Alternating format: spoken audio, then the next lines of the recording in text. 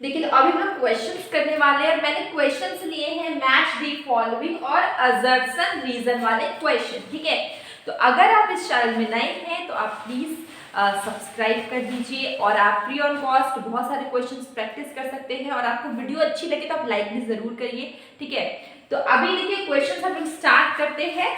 Questions क्या है, match the following का है और लिस्ट 1 और लिस्ट 2 को आपको मैच करना है, ठीक है। तो आपका फर्स्ट में लिखा है बैलेंस ऑफ ट्रेड, ठीक है। बैलेंस ऑफ ट्रेड क्या होता है, can be affected exchange rate, ठीक है। यहाँ पर लिस्ट 1 जितने भी चार है, ये जो चार है इन्हीं को आपको मैच करना है।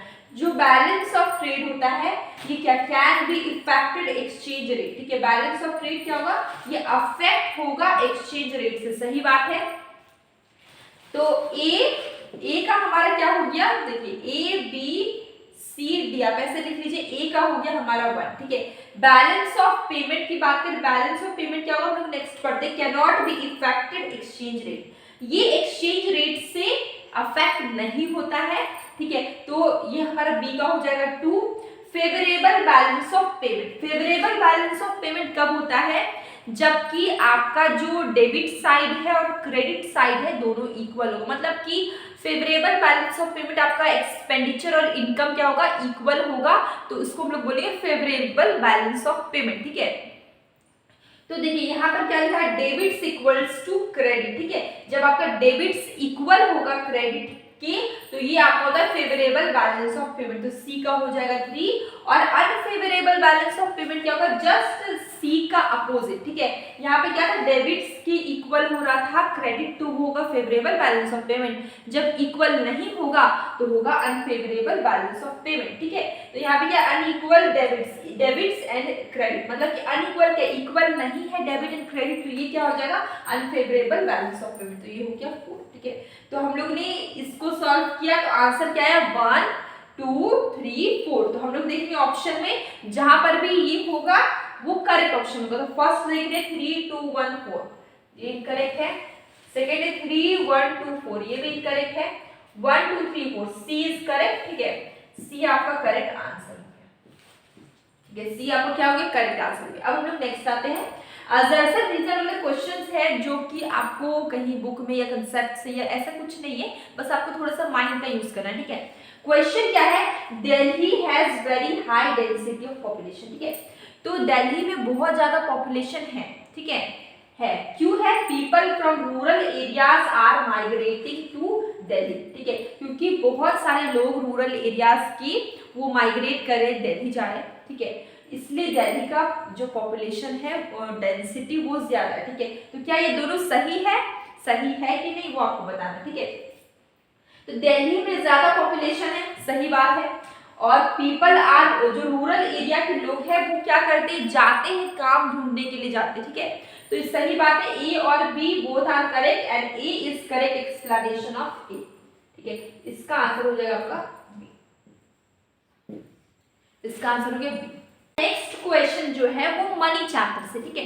तो मनी हम लोग सबको पता है क्या है, मीडियम ऑफ एक्सचेंज है, मतलब एक्सचेंज करने का मीडियम है। अगर आपने मनी और कंपोनेंट्स ऑफ मनी सप्लाई अगर नहीं पढ़ा है तो आप पढ़ सकते हैं। मैंने वहां पे कंपोनेंट्स ऑफ मनी सप्लाई और मनी चैप्टर मैंने बहुत ही डिटेल में पढ़ाया है, ठीक है। जो कि इस प्लेलिस्ट में नहीं मिलेगा, वो मनी में मिलेगा, ठीक है। मनी का इवोल्यूशन और मनी सप्लाई, इसके जितने भी कंपोनेंट्स है सबका प्रॉपर मैंने वीडियो बनाया, उसे देखिए, आपको मनी बहुत अच्छे से क्लियर हो जाएगा, ठीक है। तो अब हम लोग क्वेश्चन देखते हैं कि देखिए यहाँ पर क्वेश्चन क्या है, the elements given below are the parts of the M4, ठीक है। M4 money supply in Indian economy, ठीक है। यहाँ पर कुछ कंपोनेंट्स हैं जो कि किसका पार्ट है, M4 का पार्ट है। आपको कंपोनेंट्स बताने हैं कि कौन से कंपोनेंट्स हैं जो कि M4 का पार्ट, ठीक है। जैसे कि आप देखिए M4 बनाना है तो हमें क्या चाहिए, M3 चाहिए, ठीक है। सबसे पहले M3 का एक और नाम है, क्या नाम है, ब्रॉड मनी, ठीक है। M3 का क्या नाम है, ब्रॉड मनी नाम है। यहाँ पर क्या लिख दिया, ब्रॉड मनी, मतलब कि ये क्या है आपका M3 है, ठीक है। इसके अलावा हमें क्या चाहिए, all deposit with post office saving bank, जो कि आपको यहाँ पे मिल गया। तो ये दोनों जो है ये दोनों 1 and 2, ये दोनों क्या है, पार्ट है आपका M4 का। ये किसका पार्ट है, M4 का है।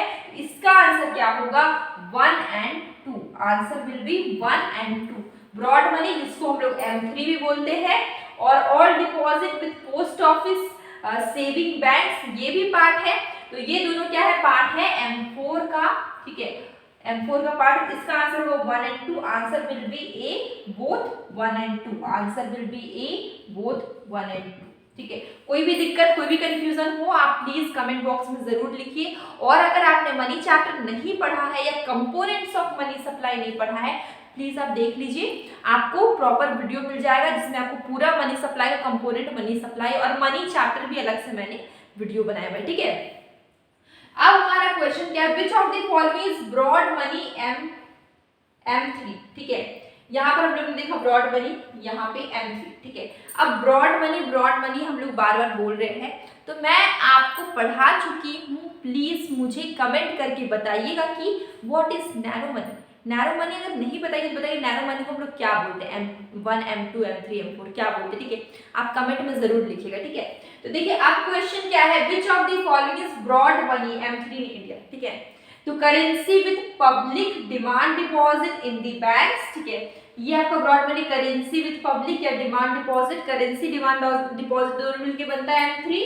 या फिर करेंसी डिमांड डिपॉजिट और अदर डिपॉजिट विद RBI, ये सबको मिला के M3 बनता है।